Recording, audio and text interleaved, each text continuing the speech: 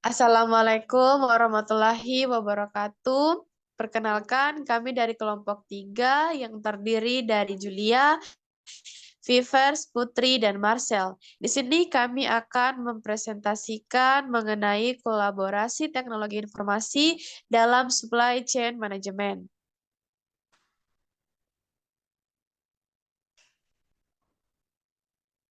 Teori kolaborasi teknologi informasi supply chain management. Terdapat beberapa teori, yaitu yang pertama, teori ketergantungan antar organisasi. Teori ini menjelaskan bahwa organisasi saling bergantung satu sama lain dalam rantai pasokan. Ketergantungan ini mendorong kolaborasi untuk mencapai tujuan bersama dan meningkatkan kinerja rantai pasokan secara keseluruhan. Yang kedua, teori lembaga. Teori ini menjelaskan bahwa norma, nilai, dan aturan sosial memengaruhi perilaku organisasi dalam rantai pasokan. Kolaborasi TI dalam difasilitasi oleh norma dan nilai yang dianut bersama oleh organisasi-organisasi dalam rantai pasokan. Yang ketiga, teori agensi. Teori ini menjelaskan bahwa kolaborasi TI dapat membantu mengurangi masalah keajenan, yaitu ketika agen bertindak demi kepentingan daripada kepentingan prinsipal. TI dapat meningkatkan transparansi dan akuntabilitas dalam rantai pasokan, sehingga mengurangi insentif untuk bertindak tidak etis. Yang keempat, yaitu teori biaya transaksi. Menjelaskan bahwa kolaborasi TI dapat membantu mengurangi biaya transaksi, yaitu biaya yang terkait dengan pertukaran informasi dan sumber daya dalam rantai pasokan. TI dapat membantu mengotomatiskan proses dan mengurangi kebutuhan akan interaksi manusia, sehingga menghemat waktu dan biaya. Yang kelima yaitu teori jaringan sosial. Teori ini menjelaskan bahwa kolaborasi TI dapat membantu membangun dan memperkuat jaringan sosial dalam rantai pasokan. Jaringan sosial ini dapat memfasilitasi pertukaran informasi, pengetahuan, dan sumber daya, dan meningkatkan kepercayaan kerjasama antar organisasi. Penerapan teori-teori ini dalam praktiknya dapat menghasilkan berbagai bentuk kolaborasi TI dalam SCM, seperti pertama, pertukaran data elektronik, yang kedua, sistem perencanaan sumber daya perusahaan, yang ketiga, sistem manajemen rantai pasokan, yang keempat, platform kolaborasi online, dan yang kelima, teknologi blockchain. Kolaborasi TI yang efektif dalam SCM dapat memberikan berbagai manfaat seperti peningkatan efisien dan efektivitas rantai pasokan, pengurangan biaya, peningkatan kualitas produk dan layanan, peningkatan kepuasan pelanggan, dan peningkatan inovasi.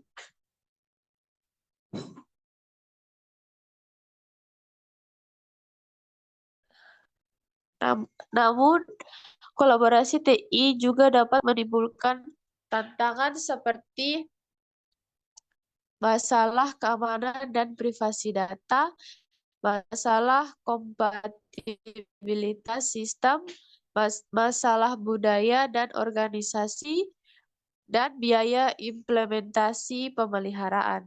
Organisasi yang ingin menerapkan kolaborasi TI dalam SCM perlu mempertimbangkan dengan cermat teori-teori yang mendasarinya, manfaat dan tantangan yang terkait, serta strategi untuk mengatasi tantangan tersebut.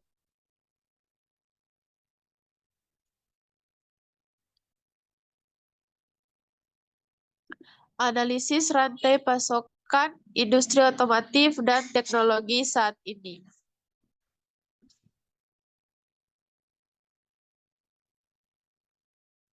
Analisis rantai pasokan industri otomotif dan teknologi saat ini.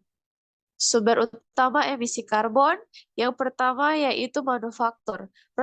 Proses manufaktur komponen dan kendaraan menghasilkan emisi karbon yang signifikan, terutama dari pembakaran bahan bakar fosil dan penggunaan energi listrik.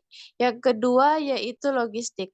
Aktivitas logistik seperti pergudangan, pengemasan, dan distribusi menghasilkan emisi karbon dari pembakaran bahan bakar kendaraan dan konsumsi energi di gudang. Yang ketiga yaitu penjualan dan penggunaan. Penggunaan kendaraan oleh konsumen menghasilkan emisi karbon dari pembakaran bahan bakar. Yang keempat, transportasi. Transportasi bahan baku, komponen, dan kendaraan jadi menghasilkan emisi karbon dari pembakaran bahan bakar kendaraan.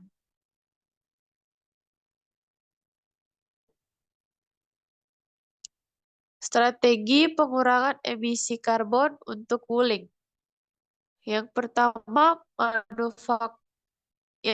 identifikasi area potensial untuk pengurangan emisi. A. Manufaktur. Yang pertama, audit energi. Yang kedua, penggunaan energi terbarukan. Dan yang ketiga, efisiensi proses.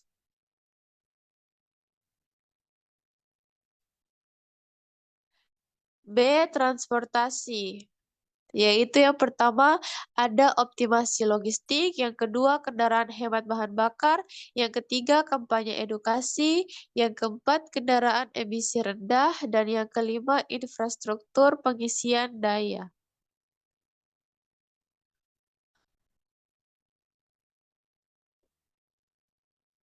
Yang kedua teknologi dan praktik untuk mengurangi jejak karbon.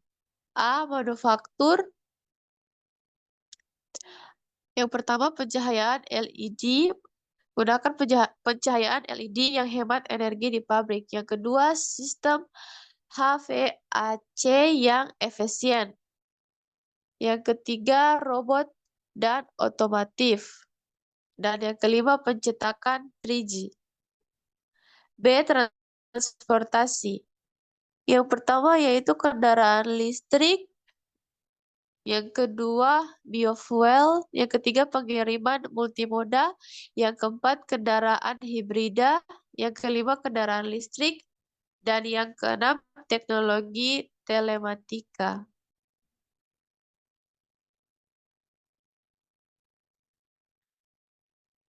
Presentasi selanjutnya akan dilanjutkan oleh teman saya yaitu Putri. Disilahkan. Ya, terima kasih. Analisis sumber energi terbarukan yang cocok. Berikut beberapa sumber energi terbarukan yang cocok untuk perusahaan Wuling di Indonesia. Tenaga matahari. 1. Keuntungan. Berlimpah di Indonesia, terutama di daerah timur. Biaya operasional rendah, ramah lingkungan, dapat diterapkan di berbagai skala. 2. Kekurangan. Tergantung pada cuaca, memerlukan investasi awal yang besar, efisiensi panel surya masih rendah.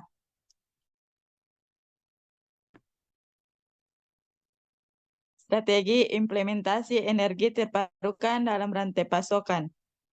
Yang pertama, pemetaan potensi. Mengidentifikasi sumber energi terbarukan yang tersedia dan potensi pemanfaatan dalam rantai pasokan. 2. Pengembangan teknologi.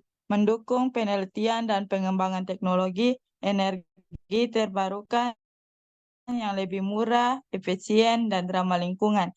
3. Kebijakan dan insentif. Memberikan kebijakan dan insentif yang menarik untuk mendorong investasi dan penggunaan energi terbarukan. 4. Kerjasama dan kemitraan. Membangun kerjasama dan kemitraan antara berbagai pihak seperti pemerintah, industri, dan masyarakat. 5. Pendidikan dan pelatihan. Meningkatkan edukasi dan pelatihan tentang energi terbarukan untuk meningkatkan kesadaran dan keahlian. Manfaat penggunaan energi terbarukan. Yang pertama, mengurangi emisi gas rumah kaca dan polusi udara. Kedua, meningkatkan ketahanan energi dan kemandirian energi. Ketiga, menciptakan lapangan pekerjaan baru. Next. Analisis rute transportasi ramah lingkungan di Wuling. Yang pertama, analisis rute transportasi teknologi, sistem GPS, membantu pengemudi memilih rute tercepat dan terhindar dari kemacetan. Sensor jalan memberikan informasi real-time tentang kondisi jalan seperti kecelakaan atau perbaikan jalan. Teknologi prediktif memprediksi pola lalu lintas dan memberikan saran rute alternatif. Teknologi kendaraan terhubung memungkinkan komunikasi antar kendaraan untuk meningkatkan keselamatan dan efisiensi lalu lintas. Kedua, penerapan teknologi. Wuling Maps mengembangkan aplikasi navigasi dengan informasi real-time dan prediksi lalu lintas. Optimasi rute logistik menggunakan algoritma untuk merencanakan rute pengiriman yang efisien dan hemat bahan bakar.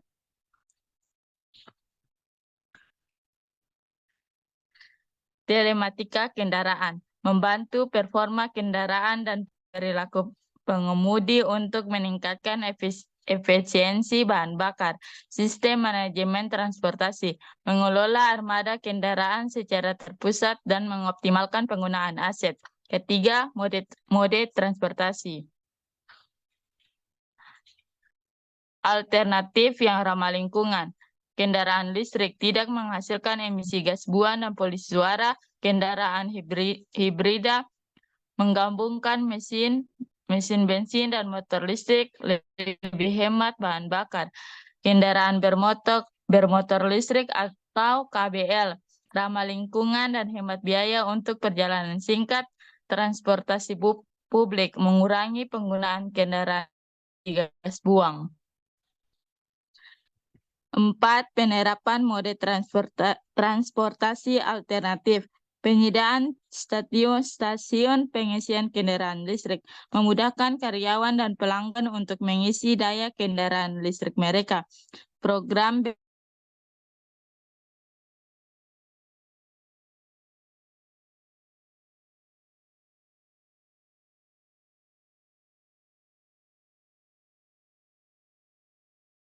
kesadaran lingkungan mendorong karyawan untuk memilih moda transportasi yang ramah lingkungan.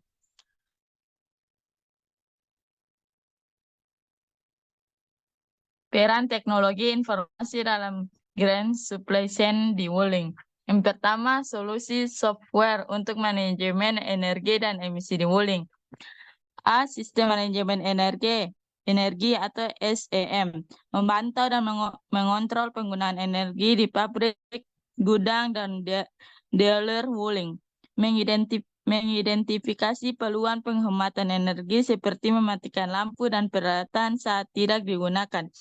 Melacak kemajuan Wuling dalam mencapai target emisi gas rumah kaca. B. Perangkat lunak pelacakan karbon. Menghitung emisi GRK dari aktivitas Wuling seperti konsumsi bahan bakar, penggunaan energi listrik, dan pembuangan limbah. Membantu Wuling mengidentifikasi sumber emisi utama dan mengembangkan strategi pengurangan emisi. Mendukung pelaporan emisi karbon yang transparan dan akuntabel. Perangkat lunak perencanaan rute. Mengoptimalkan rute pengiriman produk Wuling untuk mengurangi konsumsi bahan bakar dan emisi gas buang. Berikut akan dilanjutkan oleh saudara saya yaitu Marcel. Baik, sekarang saya akan melanjutkan presentasi. Yang kedua, IoT dan analitik data untuk optimasi penggunaan energi di Wuling. A. Sensor IoT. Yang pertama, memasang sensor di pabrik, gudang, dan dealer Wuling untuk memantau konsumsi energi secara real-time. Yang kedua, mengumpulkan data tentang penggunaan energi dari mesin, peralatan, dan sistem pencahayaan. Yang ketiga, mendeteksi anomali dan efisiensi dalam penggunaan energi B. Analitik data. Yang pertama, menganalisis data IoT untuk mengidentifikasi pola penggunaan energi dan memprediksi kebutuhan energi di masa depan. B. Kedua, mengembangkan model untuk mengoptimalkan penggunaan energi dan mengurangi konsumsi energi. Yang ketiga, memberikan rekomendasi kepada Wuling untuk meningkatkan efisiensi energi di seluruh rantai pasokan.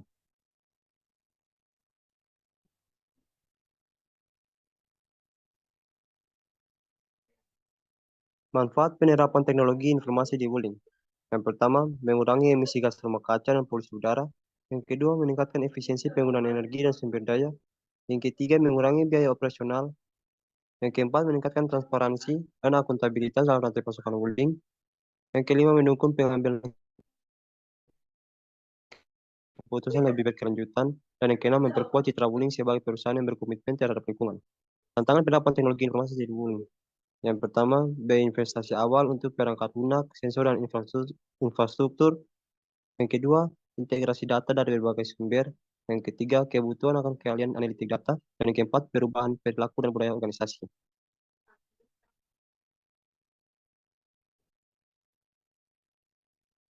Analisis biaya manfaat implementasi green supply chain pada perusahaan Wuling. Manfaat. Yang pertama, pada lingkungan. Pengurangan emisi gas rumah kaca dan polusi udara.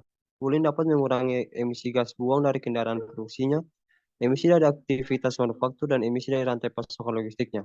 Hal ini dapat membantu meningkatkan kualitas udara dan memerangi perubahan iklim. Yang selanjutnya, penghematan sumber daya alam. Wuling dapat menghemat sumber daya alam seperti air, energi, dan bahan baku dengan menerapkan praktik yang lebih berkelanjutan dalam rantai pasokannya. Hal ini dapat membantu melestarikan sumber daya alam untuk generasi mendatang. Selanjutnya, pengurangan limbah dan peningkatan daur ulang. Wuling dapat mengurangi limbah yang dihasilkan dari aktivitas manufakturnya dan meningkatkan daur ulang bahan baku dan produk bekas. Hal ini dapat membantu mengurangi pencemaran lingkungan dan meminimalkan dampak terhadap ekosistem.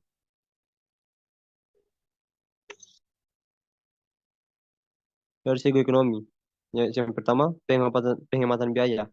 Wuling dapat menghemat biaya energi, air, dan bahan baku dengan menerapkan praktik yang lebih berkelanjutan dalam rantai pasokannya. Hal ini dapat meningkatkan keuntungan dan daya saing perusahaan. Yang kedua, peningkatan citra perusahaan. Wuling dapat meningkatkan citranya sebagai perusahaan yang bertanggung jawab dan berkomitmen terhadap lingkungan dengan menerapkan green supply chain. Hal ini dapat menarik pelanggan dan investor yang peduli dengan lingkungan. Yang ketiga, akses ke pasar baru. Wuling dapat mengakses yang ketiga, akses ke pasar baru.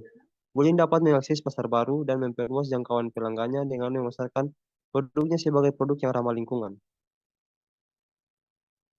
Sosial.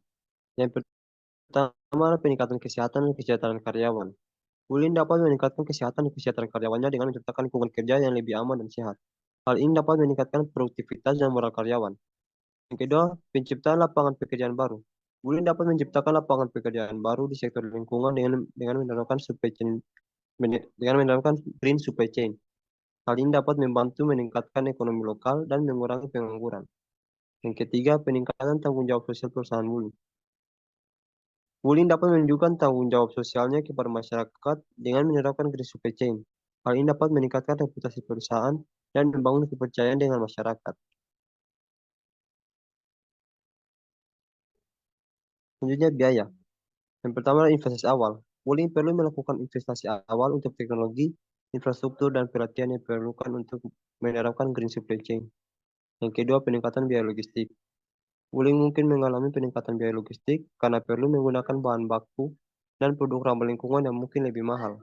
Yang ketiga, biaya kepatuhan. Wuling perlu mematuhi peraturan lingkungan yang mungkin memerlukan biaya tambahan. Dan yang keempat, perubahan perilaku dan budaya organisasi. Wuling perlu mengubah perilaku dan budaya organisasi untuk mendukung green supply chain. Hal ini mungkin memerlukan pelatihan dan pengembangan karyawan.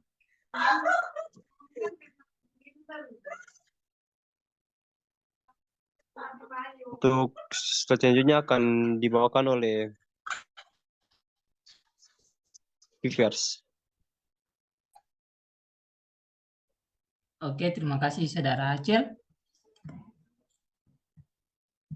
Yang berikut rencana implementasi bertahap dan timeline untuk Green Supply Chain Management di Wuling. Tujuan yang pertama, mengurangi emisi gas rumah kaca dan polusi udara dari rantai pasokan wuling. Kedua, meningkatkan efisiensi penggunaan sumber daya alam. Ketiga, mengurangi limbah dan meningkatkan daur ulang.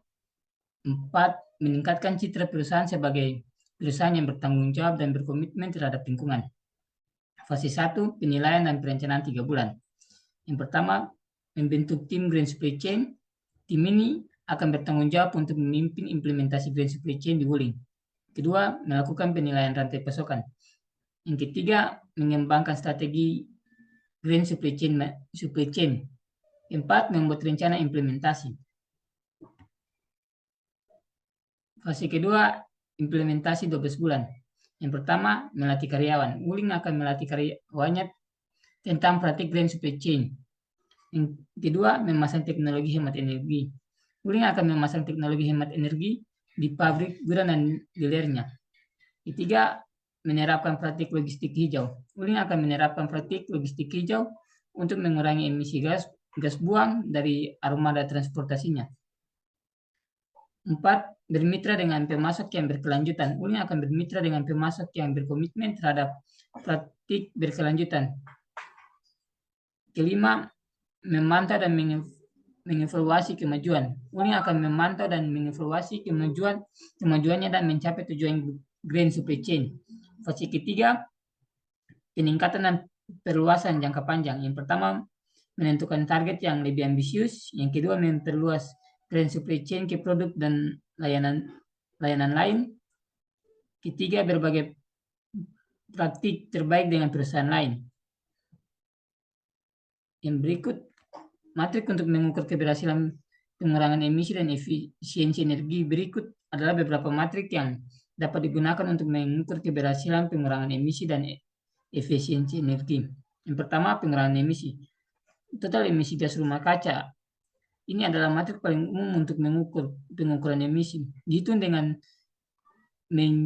jumlah emisi dari semua sumber seperti pembakaran bahan bakar, penggunaan energi listrik, dan proses industri. Yang kedua, intensitas emisi gas rumah kaca. Ini mengukur emisi gas rumah kaca per unit produk atau layanan, dihitung dengan membagi total emisi GRK dengan output produk atau layanan. Yang ketiga, pengurangan emisi per unit energi. Ini mengukur pengukuran emisi GRK per unit energi yang digunakan, dihitung dengan membagi pengurangan emisi gas rumah kaca dengan penghematan energi.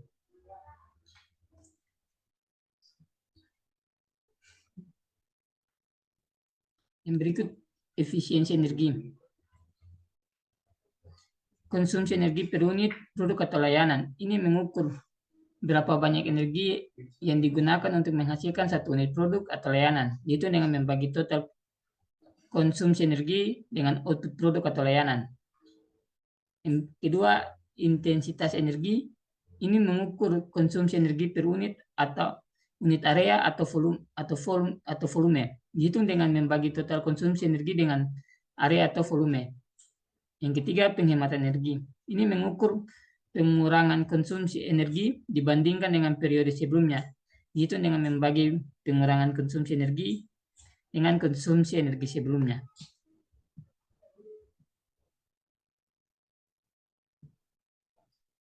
Kesimpulan. Yang pertama, analisis rantai pasokan. Rantai pasokan industri otomotif dan teknologi menghasilkan emisi karbon yang signifikan dari berbagai tahap, termasuk manufaktur, transportasi, logistik, dan penjualan. Yang kedua, identifikasi sumber emisi karbon utama dalam rantai pasokan sangat penting untuk merumuskan strategi pengurangan yang efektif. Strategi pengurangan emisi karbon. Yang pertama, implementasi strategi pengurangan emisi karbon yang komprehensif harus mencakup identifikasi area potensial untuk pengurangan emisi, penerapan teknologi hemat energi, dan praktik terbaik.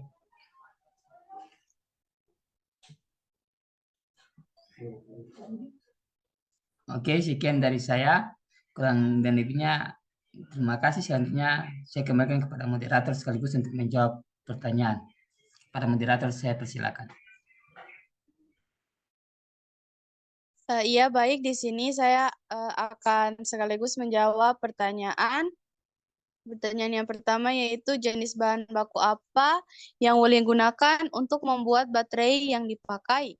Apakah memang memenuhi standar emisi karbon dan ramah lingkungan atau tidak? Wuling menggunakan bahan baku yang berbeda-beda untuk membuat baterai mobil mereka.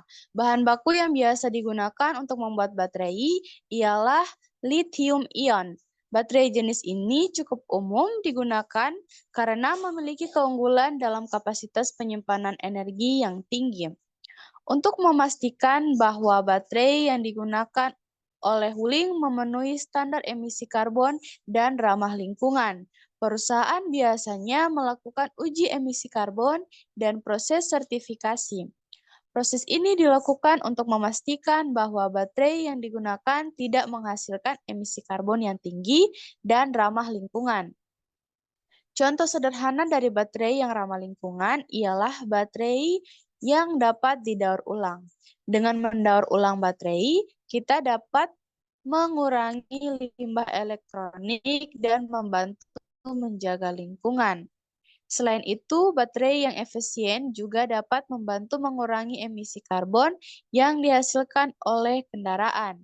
Jadi, meskipun tidak tahu bahan baku yang tepat yang digunakan oleh Wuling, kita dapat memastikan bahwa perusahaan tersebut memperhatikan standar emisi karbon dan ramah lingkungan dalam proses pembuatan baterai mobil mereka. Soal yang kedua ialah, apakah perusahaan Wuling telah menerapkan produksi etis? Jelaskan apa saja yang diterapkan oleh Wuling di perusahaannya.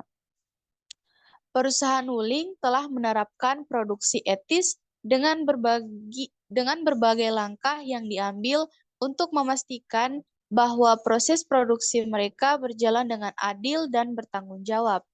Salah satu contoh dari praktik produksi etis yang diterapkan oleh Wuling adalah kebijakan penggunaan bahan baku yang ramah lingkungan dan tidak merugikan masyarakat sekitar. Selain itu, Wuling juga memastikan bahwa para pekerja di pabrik mereka bekerja dalam kondisi yang aman dan nyaman, serta mendapatkan upah yang layak sesuai dengan standar keadilan. Perusahaan ini juga memperhatikan kesejahteraan masyarakat sekitar dengan berbagai program tanggung jawab sosial perusahaan. Dengan menerapkan produksi etis, Wuling tidak hanya memastikan keberlanjutan bisnis mereka, tetapi juga memberikan dampak positif bagi lingkungan dan masyarakat sekitar. Hal ini menunjukkan komitmen perusahaan untuk beroperasi secara bertanggung jawab dan berkontribusi pada pembangunan berkelanjutan. Itu saja jawaban dari kelompok kami. Atas perhatian teman-teman, kami ucapkan sekian dan terima kasih.